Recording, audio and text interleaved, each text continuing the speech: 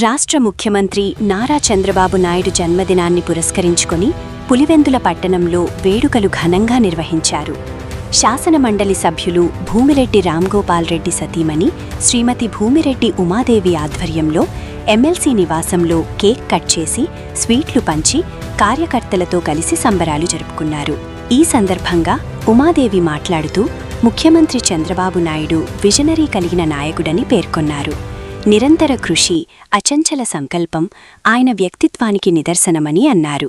సాధారణ కుటుంబంలో జన్మించినప్పటికీ తన ప్రతిభతో ముఖ్యమంత్రి స్థాయికి ఎదిగిన గొప్ప నాయకుడని కొనియాడారు.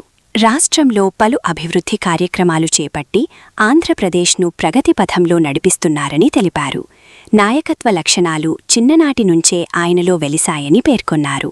అలాగే ఎమ్మెల్సీ భూమిరెడ్డి రామ్గోపాల్ రెడ్డికి టీడీపీ జాతీయ ఉపాధ్యక్ష పదవి కల్పించినందుకు ముఖ్యమంత్రి చంద్రబాబు నాయుడు మరియు ఐటీ శాఖ మంత్రి నారా లోకేష్కు ప్రత్యేక ధన్యవాదాలు తెలిపారు.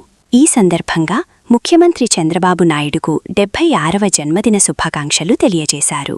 జన్మదినాన్ని జరుపుకోవడం కాదు, ఒక ఆలోచన, ఒక విజనరీ, నిరంతర ప్రయాణం ఉన్న ఒక వ్యక్తిని స్మరించుకోవడం.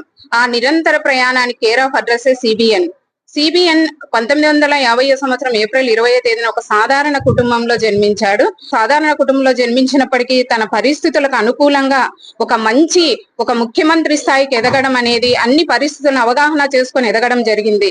జీవితం అనేది మనకు అవకాశాలు కల్పిస్తూ ఉంటుంది, కానీ అన్ని అవకాశాలు అనేవి మనకు అనుకూలంగా ఉండవు.